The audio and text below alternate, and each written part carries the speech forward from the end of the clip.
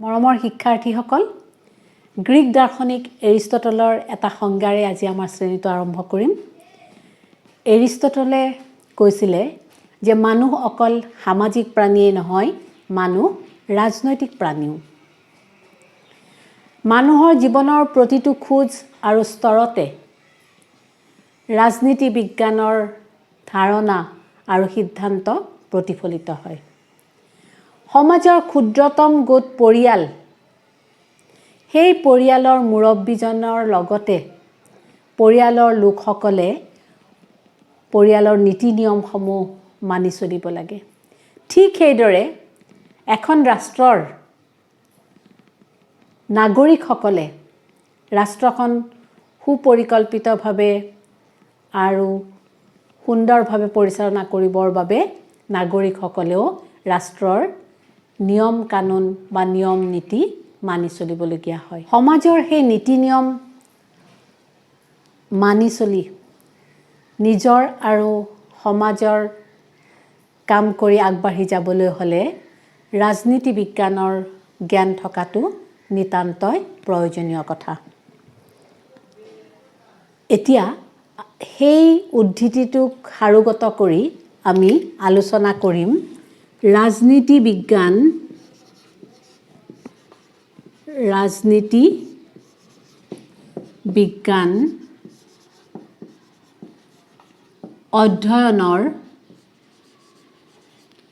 অধ্যয়নৰ আৱশ্যকতা বা প্ৰয়োজনীয়তা।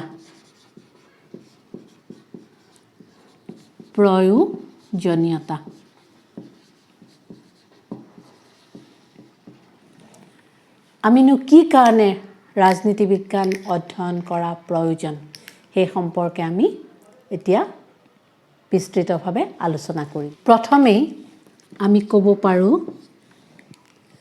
যে আমি বাস কৰা সমাজখন আৰু তাৰ লগতে সেই সমাজত বাস কৰা লোকসকলৰ লগত কেনেধৰণৰ সম্পৰ্ক ৰক্ষা কৰা উচিত সেই সম্পৰ্কে জানিবলৈ হ'লে ৰাজনীতি বিজ্ঞান অধ্যয়ন কৰা আৱশ্যক। মই খুব সংক্ষেপে লিখি দিছোঁ, সমাজ বুলি লিখি দিছোঁ। সমাজ আৰু সমাজত বাস কৰা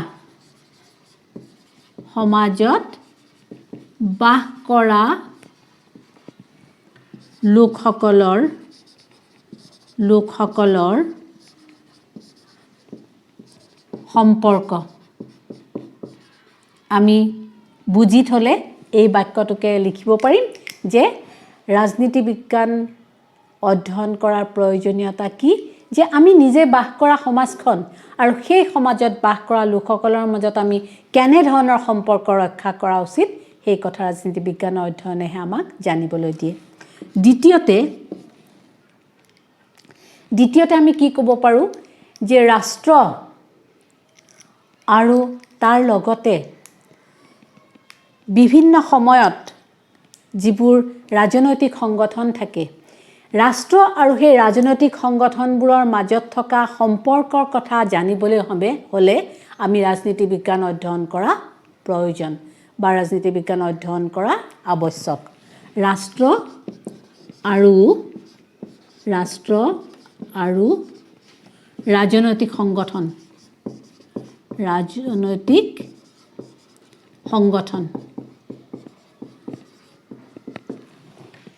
ৰাষ্ট্ৰ আৰু ৰাজনৈতিক সংগঠনসমূহৰ মাজত থকা সম্পৰ্কৰ কথা জানিবলৈ হ'লে আমি ৰাজনীতি বিজ্ঞান অধ্যয়ন কৰা অতি প্ৰয়োজন। তৃতীয়তে আমি কি ক'ব পাৰোঁ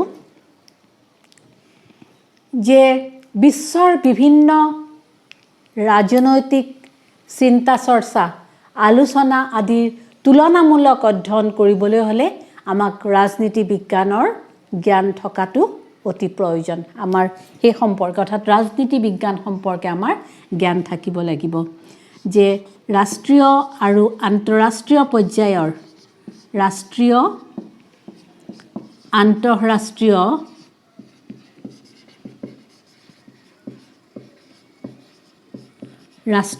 ৰাষ্ট্ৰীয় বুলি লিখি থলোঁ যে ৰাষ্ট্ৰীয় আৰু আন্তঃৰাষ্ট্ৰীয় পৰ্যায়ৰ বিভিন্ন আলোচনা চিন্তা চৰ্চা আদিৰ বিষয়ে জানিবলৈ হ'লে আমাৰ ৰাজনীতি বিজ্ঞান অধ্যয়নৰ প্ৰয়োজন বা ৰাজনীতি বিজ্ঞানেহে আমাক ৰাষ্ট্ৰীয় আৰু আন্তঃৰাষ্ট্ৰীয় পৰ্যায়ৰ বিভিন্ন আলোচনা আৰু চিন্তা চৰ্চা সম্পৰ্কে আমাক জ্ঞাত কৰে, আমাক জানিবলৈ দিয়ে। 4 নম্বৰতে আমি কি ক'ম, গণতান্ত্ৰিক ৰাষ্ট্ৰ বুলি কৈ থওঁ।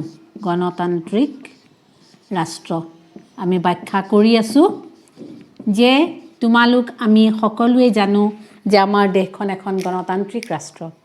গণতান্ত্ৰিক ৰাষ্ট্ৰত যদি নাগৰিকে নিজৰ অধিকাৰ আৰু কৰ্তব্য সম্পৰ্কে সচেতন নহয় বা নিজৰ অধিকাৰ আৰু কৰ্তব্য সম্পৰ্কে নাজানে, তেতিয়াহ'লে শাসক গোষ্ঠী স্বেচ্ছাচাৰী হৈ উঠিব পাৰে। ৰাজনীতি বিজ্ঞানৰ অধ্যয়নেহে নাগৰিকৰ অধিকাৰ আৰু কৰ্তব্য সম্পৰ্কে সজাগ কৰে বা সচেতন কৰি তোলে। তাৰ পিছৰ আৰু একেবাৰে শেষৰ আৱশ্যকতা বা প্ৰয়োজনীয়তাটো হ'ল যে ৰাষ্ট্ৰ এখনৰ মূল উদ্দেশ্য হ'ল, গণতান্ত্ৰিক ৰাষ্ট্ৰৰ কথা কৈছোঁ, সুনাগৰিক সৃষ্টি কৰা। ৰাজনীতি বিজ্ঞানৰ অধ্যয়নেহে সুনাগৰিক সৃষ্টি কৰাত সহায় কৰে। বুজি পাইছানে? যে এগৰাকী সুনাগৰিক সৃষ্টি কৰাৰ ক্ষেত্ৰত ৰাজনীতি বিজ্ঞানৰ এক গুৰুত্বপূৰ্ণ ভূমিকা আছে আৰু সেইকাৰণে আমি ৰাজনীতি বিজ্ঞান অধ্যয়ন কৰিব লাগে, যাতে দেশৰ নাগৰিকসকল সুনাগৰিক হৈ উঠিব পাৰে। তোমালোকৰ শ্ৰেণীটো এটা উদ্ধৃতিৰে আৰম্ভ কৰিছিলোঁ, আকৌ শ্ৰেণীটো শেষ কৰিম বাৰ্নাৰ্ড শ্ব'ৰ সেই বিখ্যাত উক্তিটোৰ জৰিয়তে। সেই উক্তিটো আছিল এনেকুৱা ধৰণৰ যে ৰাজনীতি বিজ্ঞানেহে মানৱ সভ্যতাক ৰক্ষা কৰিব পাৰে। বাৰ্নাৰ্ড শ্ব'ৰ সেই বিখ্যাত উক্তিটো আমি মনত ৰাখিব লাগে যে মানৱ সভ্যতাক ৰক্ষা কৰিব পাৰে কোনে? ৰাজনীতি বিজ্ঞানৰ অধ্যয়নে বা ৰাজনীতি বিজ্ঞানেহে। ৰাজনীতি বিজ্ঞানেহে বা ৰাজনীতি বিজ্ঞানৰ অধ্যয়নেহে মানৱ সভ্যতাক ৰক্ষা কৰিব পাৰে। এইখিনিয়ে হ'ল আমাৰ ৰাজনীতি বিজ্ঞান অধ্যয়নৰ আৱশ্যকতা বা প্ৰয়োজনীয়তা। তোমালোক সকলোৱে মনত ৰাখিবা, মই বাক্যাংশত কথাবোৰ লিখি দিছোঁ, তোমালোকে একোটা বাক্যত কথাবোৰ লিখি ল'বা।